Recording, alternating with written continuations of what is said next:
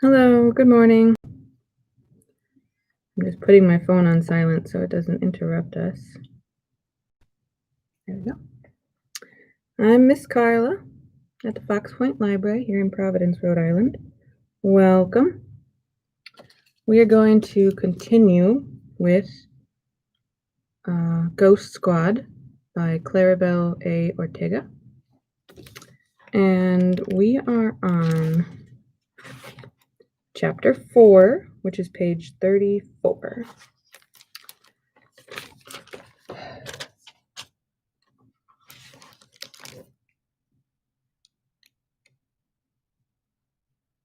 All right, let's go ahead and get started. Orange and yellow flowers dotted the ivy that hung from the balconies above Lucily and Sid as they rode their bikes through town. When it came to Halloween, every store in San Marco Avenue went all out with their decorations. Fake tombstones lined the sidewalks with names like Emma Goner and Ricky D. Bones. The candy store was decorated like a gingerbread house, and one of the workers stood at the door dressed as a witch, inviting children inside. There were cobwebs and fake spiders on everything from the lampposts to the mailboxes, and green and orange lights adorned the trees, which looked even cooler and spookier at night. It was a crisp day, the kind where you could get away with shorts but still needed a sweater. Their baseball caps were pulled low to shield from the sun. Sid's cap had a macaroni noodle on it, and Lucily's a hunk of cheese. Babette's weird Christmas gifts to them last year. Sid's grandmother, Babette, lived on the north side of town, just a few miles from school in an old house in which she also ran her occult shop, Babette's Baubles. A small, hand-painted sign just off the side of the main road marked the gravelly inlet where Babette's customers could park their cars. From there, visitors had to walk along a narrow dirt path surrounded by a dense cover of trees until they reached the clearing where Babette's house stood. Finally, they could either take a rickety footbridge over the swampy, alligator-infested water or paddle across using the small rowboat that Babette kept moored to a dock just out of sight. If you didn't know to search for it, you'd never know it was there. The shop was attached to Babette's house, hints of purple peeking out of the few spots where the ivy hadn't completely obscured the paint.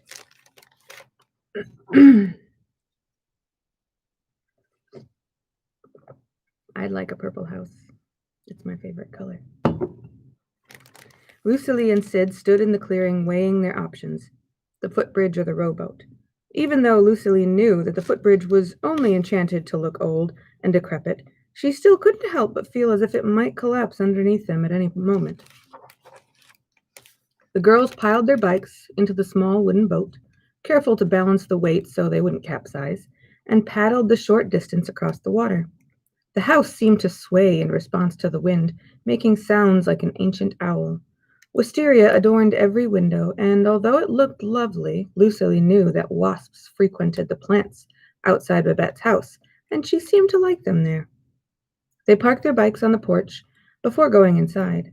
The shop smelled of incense and fresh bread. Babette loved to bake, and there was always something in the oven. The door opened with a low, rumbling creak as if saying, "Come in." The moment they stepped inside, the cats descended on them. Each of Babette's 8 cats was named after a Goonies character, thanks to Sid. Mouth, a scraggly mange of a cat, began wailing incessantly, looking for either attention or a snack. Sloth, a brawny sphinx who was missing an ear after getting into a fight with another cat, rolled around on top of a table in the entryway, knocking over a few cobwebbed candelabras. But it was Chunk who rubbed her hefty body against Lucily's leg and let out a low-clipped meow before rolling onto her back to display her massive furry belly. "Hey, Chunk," Lucily cooed as she bent down to give her what she wanted, tummy rubs. Lucily had been here before, but usually only for sleepovers with Sid, never for anything like this. Babette's house was just one of those places with never-ending secrets, a labyrinth of passageways and hidden rooms to explore. She imagined it would fit better in Diagon Alley than in the Florida swamp. There were doors Lucily had never even opened, doors you thought led one place but took you into a completely different part of the house. It could be frustrating when you needed the bathroom in the middle of the night. The wing of the house where Babette conducted her business was just off the main entryway, leading to a small hut with plants, onions, and knickknacks hanging from the ceiling. It looked small, but when you went inside, the shop was much bigger than it appeared. The walls were lined with candles, some lit, books, some turning pages of their own accord, and all sorts of strange items. Potions for everything from bad luck to baldness sat on tables and shelves throughout the store, and everywhere you looked there seemed to be a cat tail swaying or little paws sticking out from cozy corners. "Close the door, you two, or else you're going to let one of the cats out." A raspy but strong voice came from the back room. Sid jumped at the sound of her grandmother's voice, and Lucily quickly closed the door. "How did she even know it was us?" Lucily whispered. "Which, remember?" Sid mouthed, the corner of her lip curling up. There was a long-standing rumor in town that Babette was more than just some reclusive peddler of rare oddities and objects of the occult, that she was actually a witch. Sid seemed more pleased than bothered by the rumor. She threatened to hex anyone who dared make fun of her beloved Babette, and they eventually got either too bored or too scared to keep bullying her. "Why aren't you girls in school?" Babette appeared from the back room, her beautiful gray dreadlocks piled high on her head. She swept through the room as if she were floating, like her feet were not even touching the ground. Tall and elegant, with high cheekbones and warm, dark skin, the same color as Sid's, she wore a thin blue caftan with long sleeves and silk trim. "It's 4 in the afternoon, Nana. Did you just wake up?" Sid hugged her grandmother. "When you get to be my age, girlie, no one can tell you when or for how long you get to sleep." Babette let out an amused laugh. "Oh, baby." She took Lucily's chin in her hands. "You're getting so big." "Hello, Babette." Lucily's cheeks burned. She was used to her dad being affectionate with her, but Sid's family took it to a whole new level. "Are you just here to pet the cats or what?" Babette hitched an eyebrow at Lucily, who had picked up Chunk and was cradling her like a baby. Chunk wasn't the cuddliest cat, but she didn't mind being carried. Any excuse to not walk was fine by her. "Can't we just pop by for a visit without having some ulterior motive?" Sid said, feigning innocence. Babette pursed her lips. She was always suspicious. "You can look around, but be careful. Don't you go breaking anything. Otherwise, I'll make you dust the bookcases until you're as old as I am." "Meow," Chunk added. Both girls groaned. Babette had about 30 large bookcases filled with scrolls and books in varied sizes that looked as if dust had been gathering on them since the printing press was invented. Once they had made the mistake of coming over to her shop and making too much noise as she helped customers, and got roped into helping her dust them. It had taken them hours to finish, and after about the 700th sneeze, Lucily vowed never to dust again. But it had been the day Lucily and Sid came over to do research for a class project that something curious happened. They'd been going through Babette's collection of local lore and history books when Lucily had accidentally revealed a door hidden within the folds of the room. They had barely gotten a chance to peek into the secret room before Babette found them, her face ashen, her eyes wide. "That section is forbidden," Babette had said, dragging them out of the room. "Bad things come to little girls who meddle." She had made them promise not to go looking for it again, so she must have been hiding something in there. Babette went into the kitchen to make her tea for the headache you two will most likely give me, while Lucily and Sid walked toward the bookshelves in the back of the shop. Chunk and Mikey, the smallest of all the cats, followed on their heels. The girls searched the highest shelves first, using a teetering stack of books to boost them up. "Do you at least remember what the book key thing looked like?" Sid asked. Lucily bit her lip. Not really. It was old and it had a dark cover." "Oh, great. May as well be camouflage then." The silence stretched between them as they tested each book. It was like trying to find the needle in a haystack. Chunk was stretched out on a pile of books, already snoring. How cats could fall asleep in such weird places, Lucily would never understand. Sid broke the silence. "I don't want to jinx anything, but if you and your dad had to move, where would you go?" Lucily didn't want to think about it, but she had anyway, even if she couldn't admit it. Not sure. Somewhere boring, I bet. I won't be there, so duh. If we have to leave, Lucily started, a knot forming in her throat. She shifted a few more books around before stealing a quick glance at Sid, embarrassment washing over her. She knew Sid wouldn't push it, but she didn't have anyone else to talk to about it, so she continued, "If we move, I'm afraid we're going to lose our connection with the fireflies." Sid pulled her in for a hug. "Don't you worry about that. We'll just make sure you don't have to move. We can chain ourselves to the tree, or have a massive bake sale fundraiser and invite the whole town. You're not in this alone." Lucily smiled to hide the way her heart tugged painfully. But Sid was right. She wasn't alone. Her mom might not be around anymore, but her dad was always there when Lucily needed him most. And Sid could be pushy, but she was also always there when it counted most with the words Lucily needed to hear. This was why they were best friends.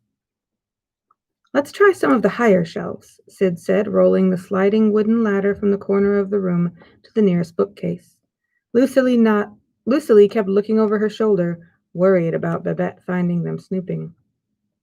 "If she comes in, we can just say we're doing research for a school project again. No biggie." Sid shrugged, stepping onto the ladder. Lucily slowly pushed the ladder as Sid tried the rest of the musty books without success. "Well, that was an epic waste of time," Lucily huffed, leaning back against the bookcase she had just finished searching. Before she even realized what was happening, Lucily found herself falling backward through the air.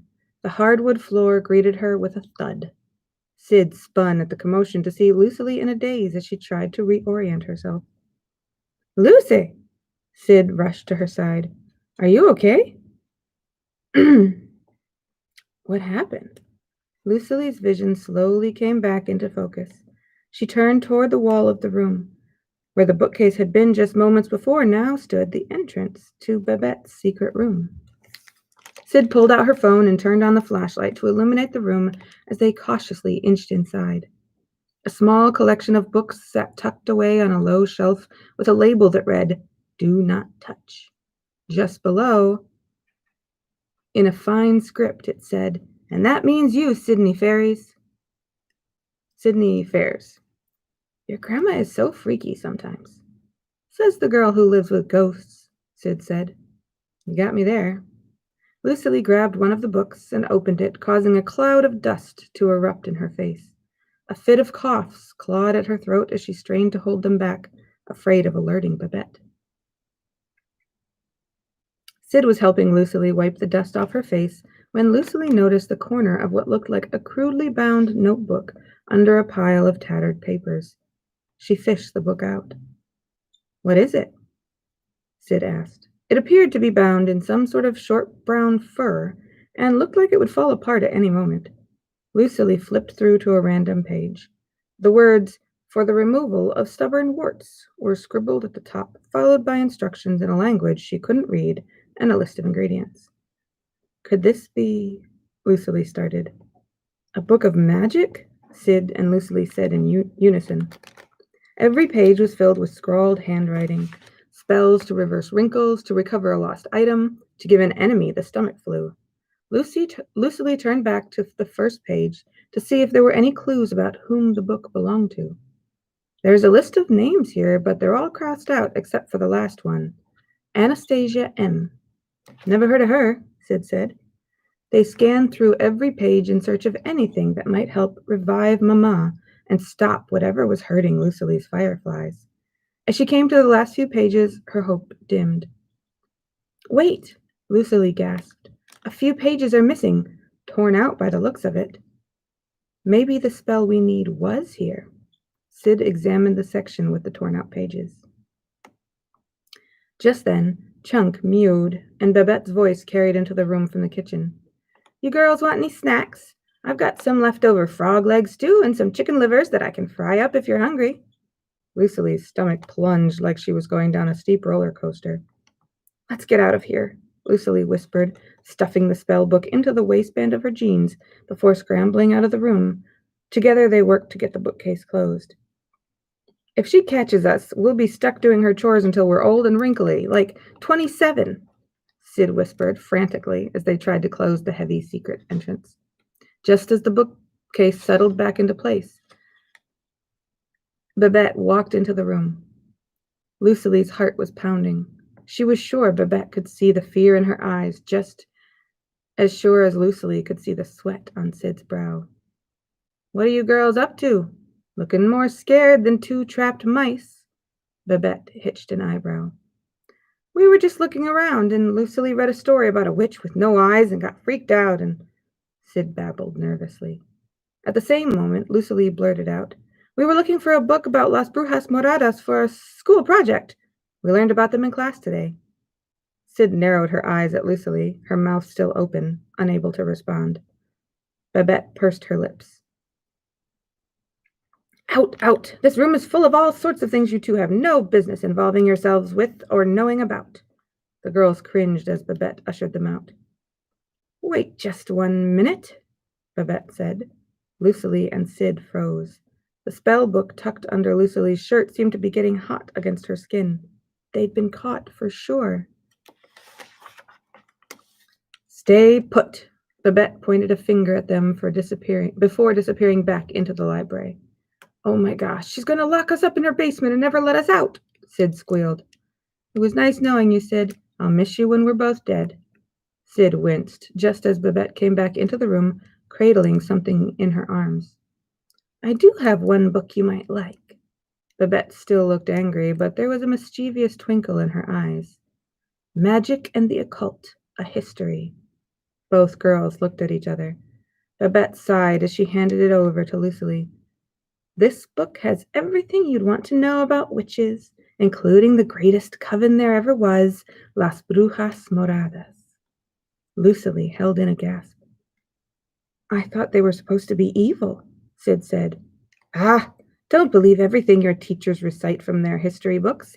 Everyone wants to paint a powerful woman out to be wicked. How do you think witches got their name in the first place?" The book didn't just look old. It looked like it could spontaneously turn into ashes in her arms, and it had what looked like squished mouse poop on the inside of the cover.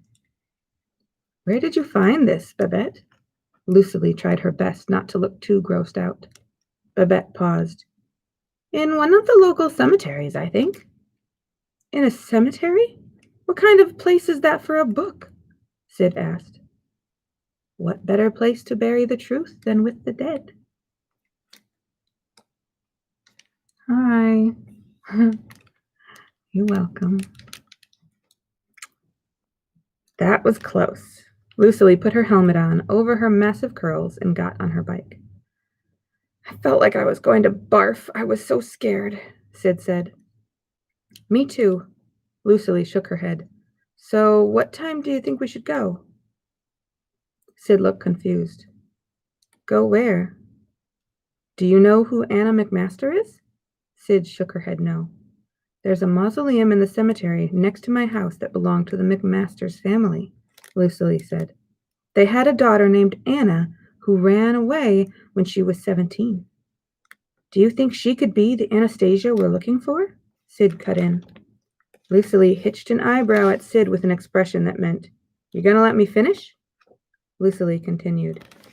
"Years passed with no word from her, so Anna's parents thought she had died and decided to bury a casket with some of her belongings. Maybe the missing pages were buried with her." "Are you suggesting we go and dig up someone's grave?" Sid looked like she was about to pass out. "How the heck do you know all that anyways?" Lucille laughed. "From helping out my dad with the ghost tour, duh. And there's only one way to find out. I saw a ring of skeleton keys near where we found the book. Maybe one of those will unlock the mausoleum. We'll have to sneak back in later tonight when Babette is asleep to retrieve them." "Deal. I like this reckless side of you, Lucille. I just wish it didn't have to be because of the whole being kicked out of your house thing." "I know, me neither. Who knows, maybe something good will come out of it," Lucille said. But as she pedaled away from Babette's, her stomach sank. Something told her this was only the beginning of their problems. That's the end of chapter 4. Let's see how. I think we can get through chapter 5 in our remaining 9 minutes. In the past hour, Lucily had eaten 3 Oreos, 1 pickle, a few crackers, and a handful of old candy she definitely should not have had, and she was still hungry. Since her dad was always working on the tours or walking around town handing out flyers to drum up business, Lucily had recently been promoted to unsupervised stove use, and a grilled cheese sandwich sounded perfect right about now. Guilt gnawed at Lucily as she melted butter in the cast iron pan. Through the kitchen window, she could see faint twinkling within the willow's branches. The key to grilled cheese is to use as much butter as possible, a familiar voice said from behind her. Lucily jumped. I told you not to sneak up on me like that, Manny. And I already put like a whole stick of butter in. You need 2 minimum, Manny smiled, hopping up to sit on the counter next to Lucily to supervise. Manny was 15, or at least he had been 10 years ago before the accident. He would have been an adult now, probably with a job, and maybe even kids of his own. Instead, he looked much the same as he did in all the pictures they had of him. His dark hair was cropped close to his scalp, and his fresh barbershop shaved part curved to the right. A small gold hoop earring gleamed from one ear, and his deep dimples showed whenever he smiled. Now he was just a tiny bit see-through.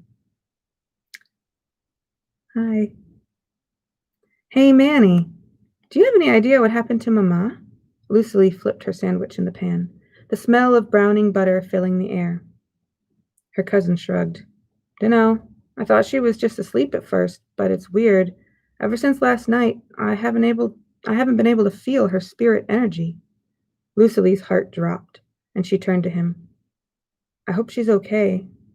I'm sure she is, Manny smiled. She's old, even for a spirit, but she's strong. I'll bet she's just taking one of Babette's power naps.